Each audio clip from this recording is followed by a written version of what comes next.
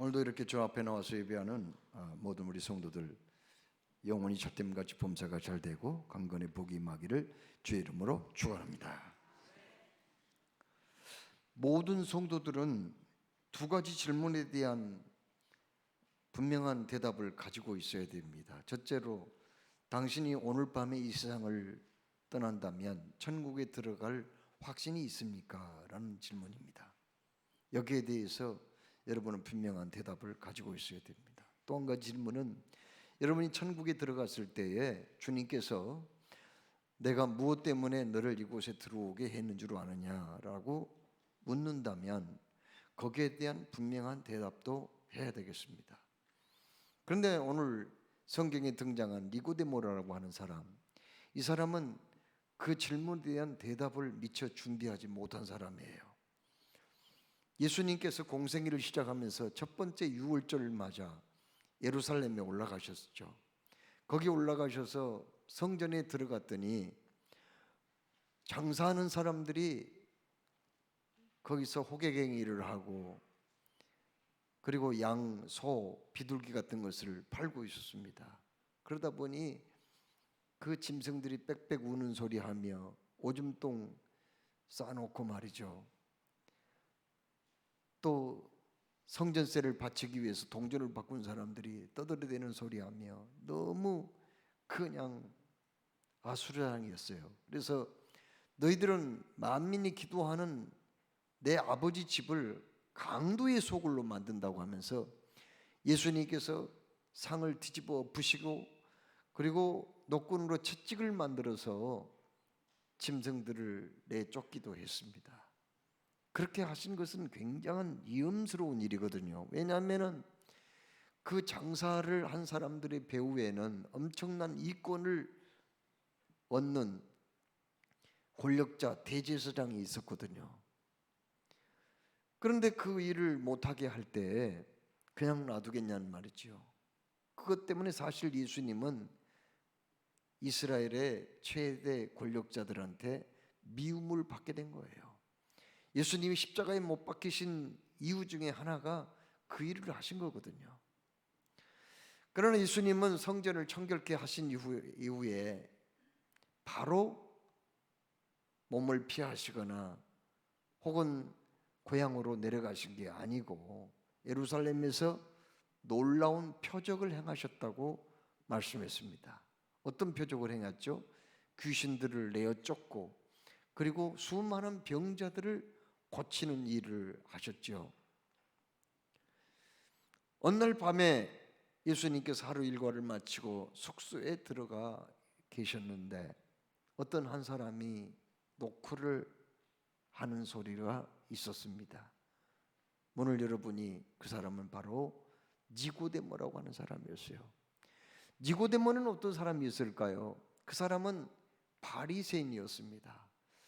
이스라엘 종파가 몇 개가 있는데 에세네파도 있고 사두개파도 있고 헤롯파도 있었는데, 그 중에서 가장 보수적인 신앙을 가지고 있었고, 그리고 율법을 철저하게 문자대로 지켰던 사람들, 그래서 이스라엘 사람들에게 가장 존경받았던 사람들이 바로 바리새파 사람들이었거든요. 사두개파 사람들은 굉장히 자유주의자였어요.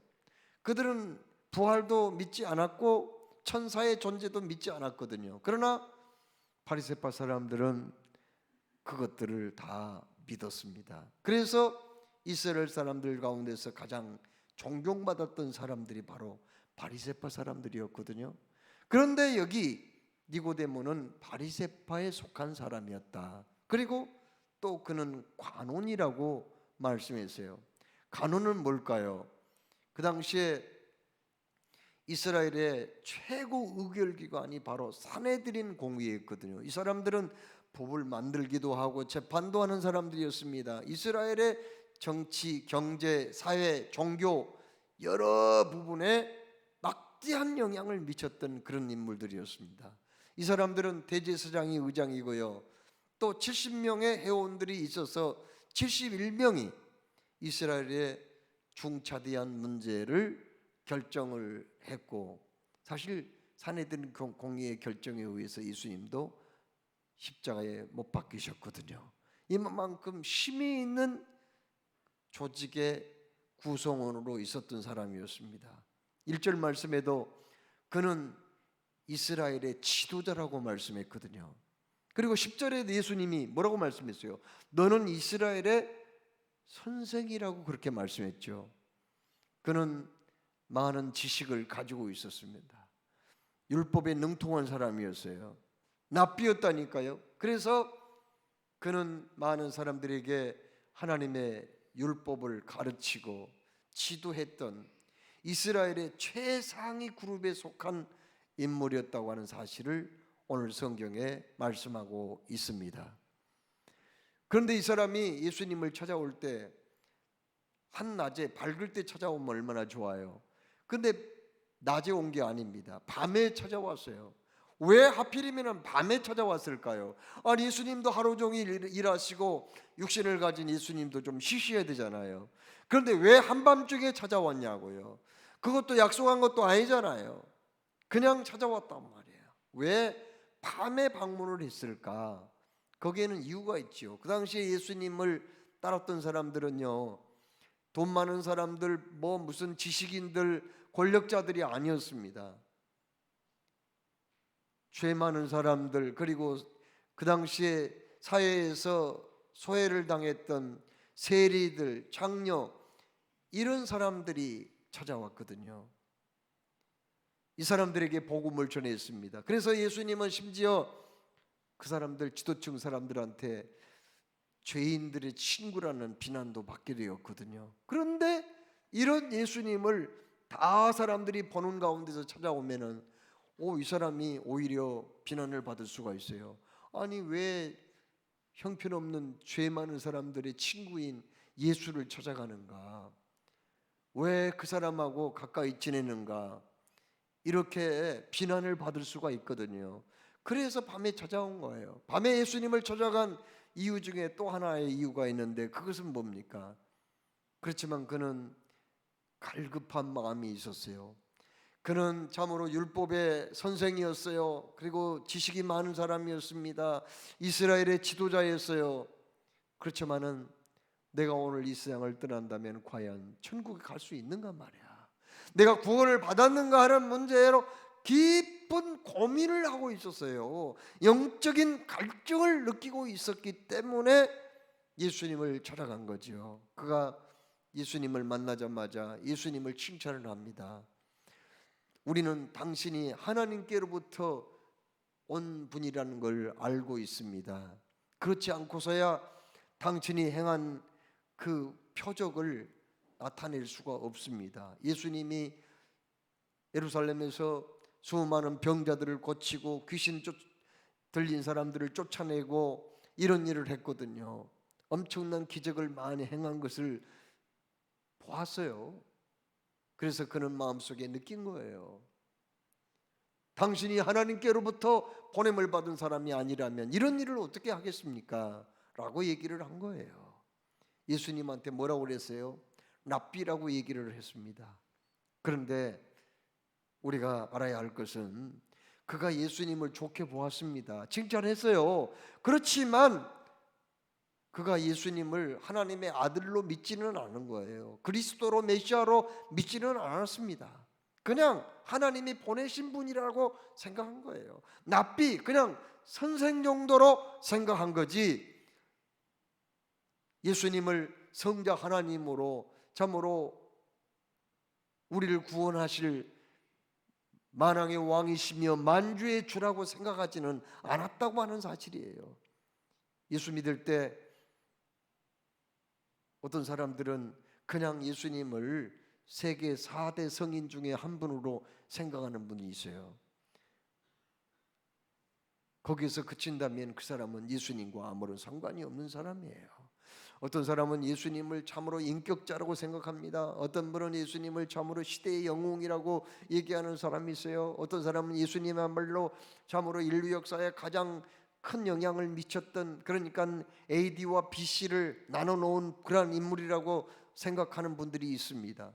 심지어 교회에 나가지 않아도 성경책을 사가지고 성경책을 수십 번 읽는 사람도 있더라고요. 전도하다 보니까.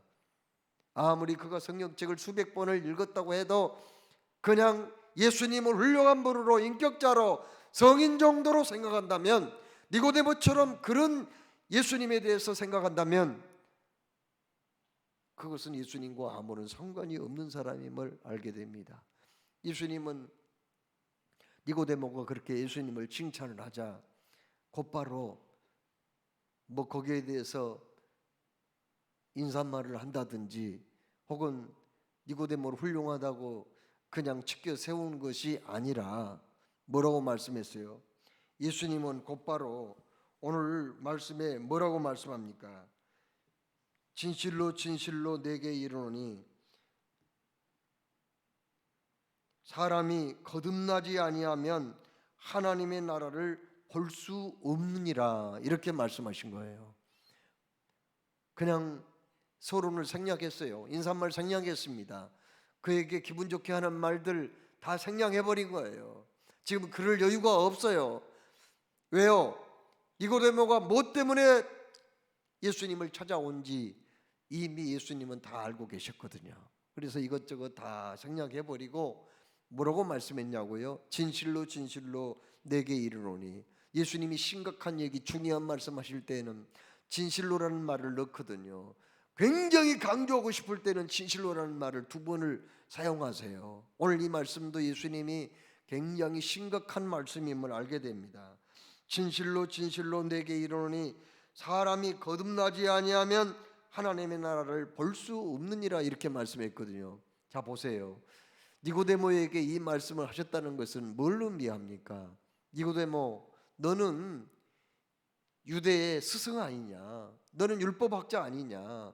너는 사내들인 공의 회원 아니냐? 권력자 아니냔 말이야. 너는 이스라엘의 지도자가 아니더냐? 그러나 너는 아직 거듭나지 않았어. 너는 구원받지 못했어. 그런 의미가 아니겠어요? 진실로 진실로 내게 이르노니 사람이 거듭나지 아니하면 하나님의 나라를 볼 수 없다고 하는 것은 뭘 말해요?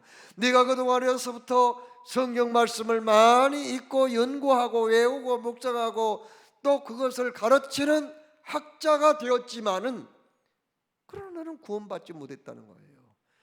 여러분, 어떤 사람이 신앙생활 수십 년 했는데 교회에서 중요한 직분도 맡고 있는데 그동안 주일도 잘 지키고 또 하나님 앞에 11조도 잘 바쳤는데 당신 구원 못 받았어, 하늘 생명책에 당신 이름 없어, 이런다면 이거 얼마나 실망스러울 일이에요. 얼마나 허망한 일입니까? 그런 식이에요. 니고데모, 너 구원 못 받았어, 하나님 나라 들어가지 못해.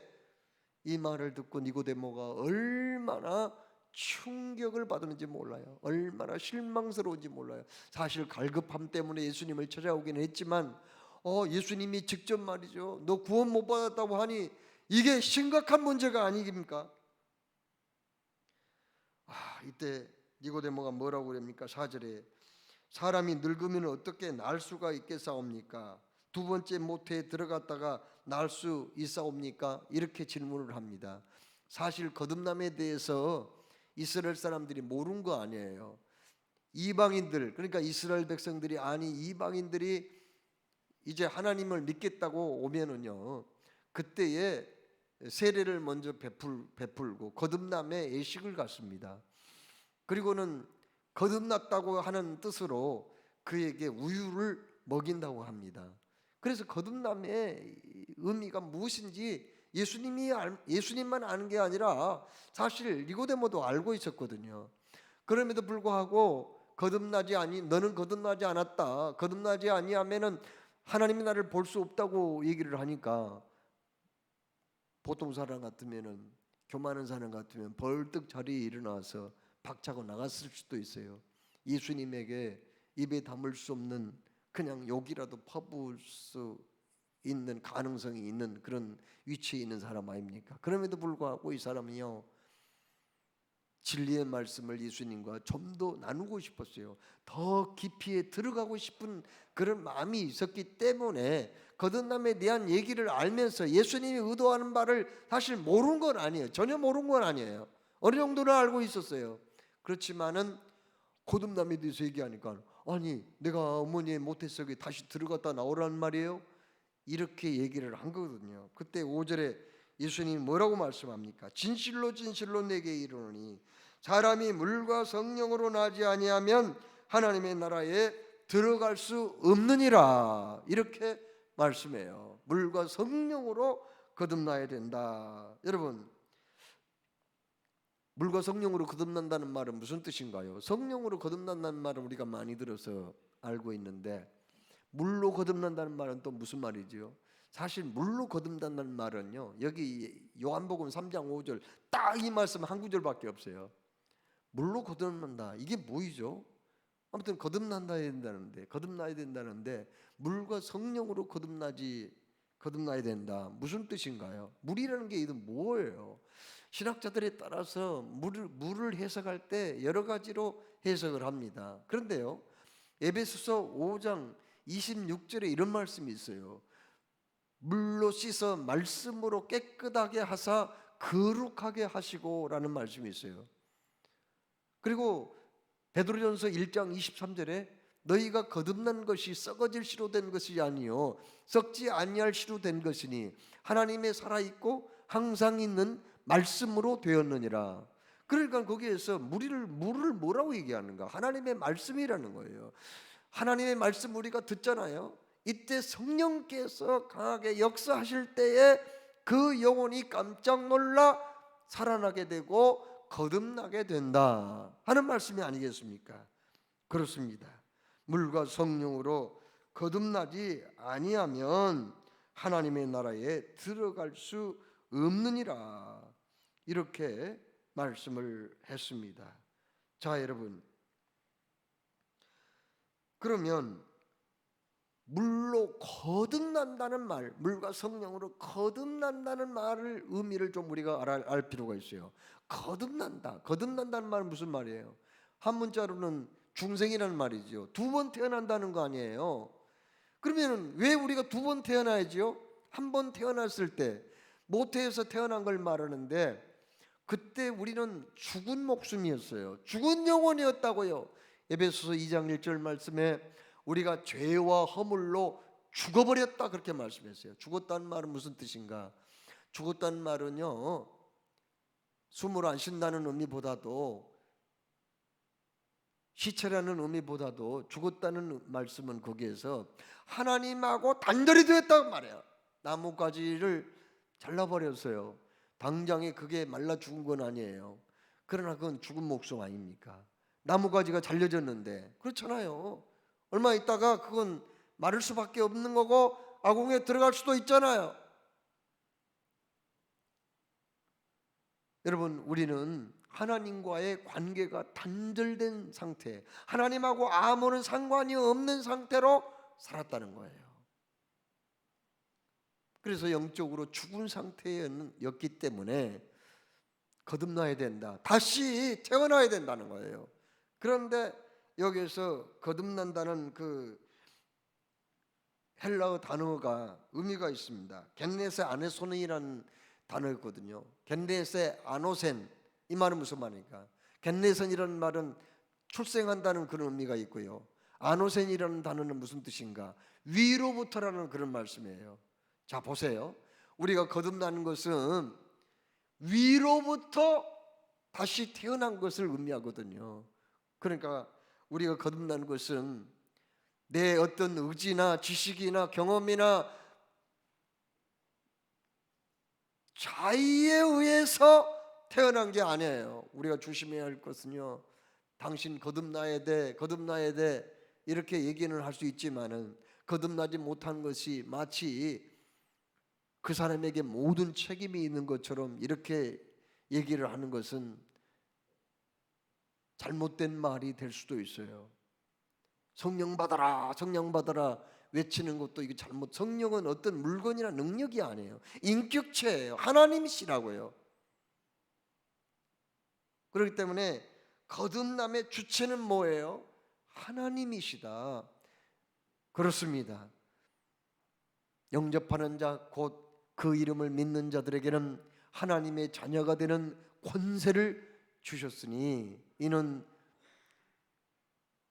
혈통으로나 육정으로나 사람의 뜻으로 나지 아니하고 오직 하나님께로서 난 자들이니라. 아멘. 우리가 거듭나게 된 것은요, 이건 내가 주체가 아니라는 거예요. 아니, 사람이 어떻게 태어나고 싶어서 태어납니까? 아니잖아요. 거듭나고 싶어서 거듭나요? 내 마음대로? 아니란 말이에요. 그러면요, 아니, 하나님이 태어나게 해야 되고 임산부가 생명을 낳아야 태어날 수 있는 거지, 어떻게 어린아이의 마음대로 태어나냐고요. 그건 아니잖아요.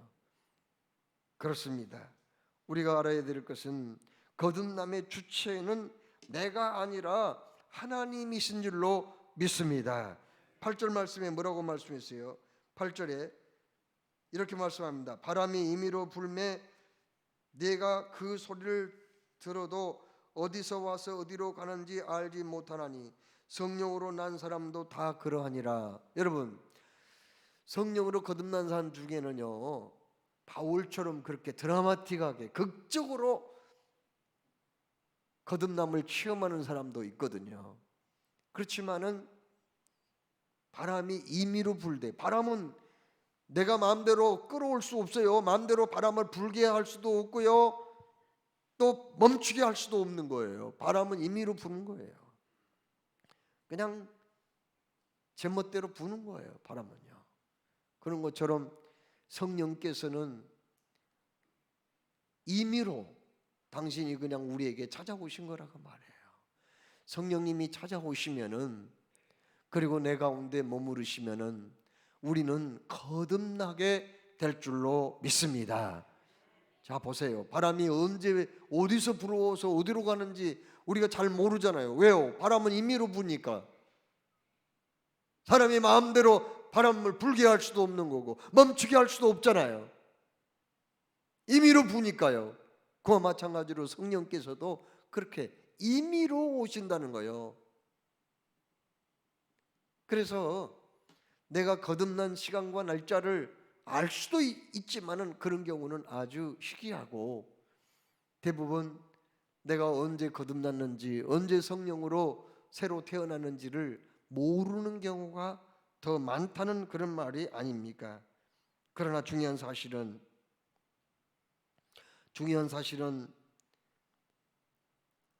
바람이 왔다는 것은 알지요. 어떻게 해요? 나뭇가지가 흔들리면 아, 바람 불구나, 그걸 알 수 있잖아요.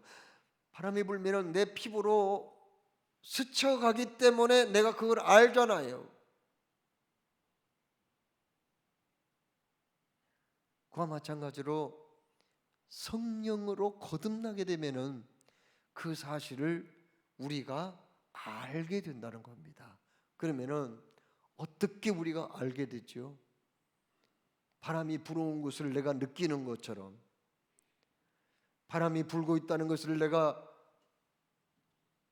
알 수 있는 것처럼, 내가 성령으로 거듭났다는 사실을 어떻게 알 수 있냐고요. 그것은 첫째로 성령님이 내게 오시면은 예수님의 십자가 사건과 그리고 예수님의 죽음, 부활의 사건이 나의 사건으로 믿어지게 되는 거예요. 여러분, 예수님께서 민수기 21장의 사건을 오늘 말씀을 하셨거든요. 무슨 말씀하셨어요? 민수기 21장에 이스라엘 백성들이 이제 가나안 땅을 향해서 들어가는데 모압 사람들이 살고 있는 그 땅을 통과를 하면은 왕의 대로라고 있거든요. 왕의 대로라고 굉장히 오래된 길이 있어요. 그 길로 가면 편하게 갈 수 있는데 모압 사람들이 못 가게 막아버렸어요. 그래서 어쩔 수 없이 그들은 홍해길, 화강암으로 그냥 길이 좁고 굉장히 불편한 험한 홍해길로 가게 된 거예요. 그래서 그 사람들이 막 불평을 합니다. 모세한테 막 불평을 하고 하나님께 불평을 해요. 뭐 때문에 우리를 이곳에 또 인도했느냐고, 이곳에 있냐고 말이야. 그때 하나님이 불뱀을 보내요. 불뱀에 물리면은요 온몸이 그냥 화끈화끈 막 불에 댄 것처럼 막 그냥 고통이 오고, 그리고 불뱀에 물리면은 막 그냥 온몸이 퉁퉁 부어서 죽게 됩니다.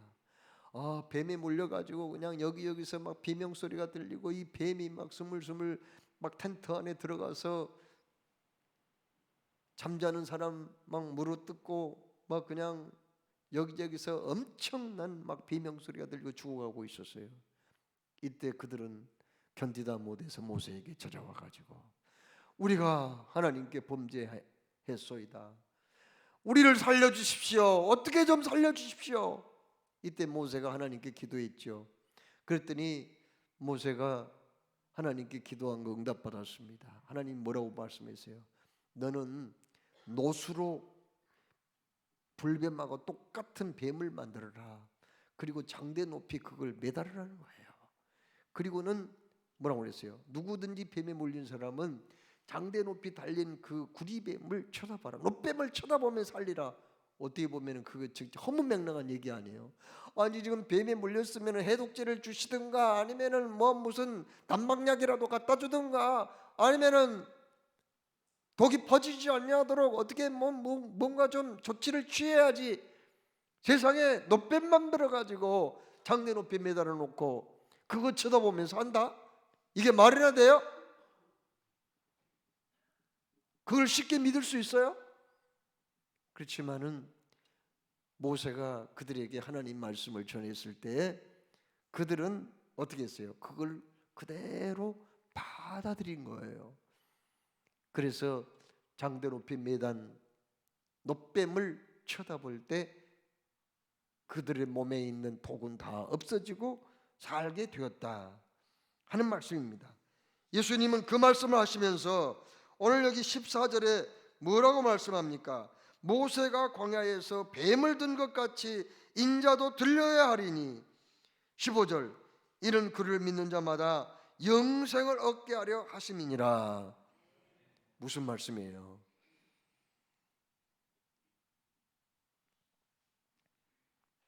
이스라엘 백성들이 하나님의 말씀을 믿고 노뱀을 쳐다봄으로 살았던 것처럼 나도 십자가에 매달려야 한다. 십자가에 내가 매달린 것을 너희들은 허무맹랑한 일이고 부질없는 짓이고 웃기는 쇼라고 생각할 수도 있겠지만은, 그러나 내가 너희의 죄를 대신해서 십자가에 매달린 것을 믿음으로 받아들이면 너희들은 영생을 얻게 된다. 그러면서 요한복음 3장 16절 신구약의 요절과 같은 말씀, 하나님이 세상을 이처럼 사랑하사 독생자를 주셨으니 이는 그를 믿는 자마다 멸망하지 않고 영생을 얻게 하려 하심이니라. 아멘. 여러분, 성령으로 거듭나면은요 이렇게 십자가의 사건이 나의 사건으로 믿어지는 거예요. 예수님이 죽은 자 가운데서 부활하신 이 사건, 부활의 사건이 나의 사건으로 믿어지는 거예요. 아멘. 그렇습니다.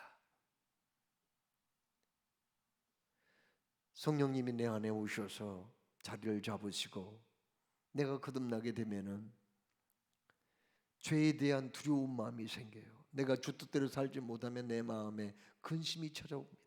그래서 회개가 터지게 돼요. 견딜 수 없으니까요.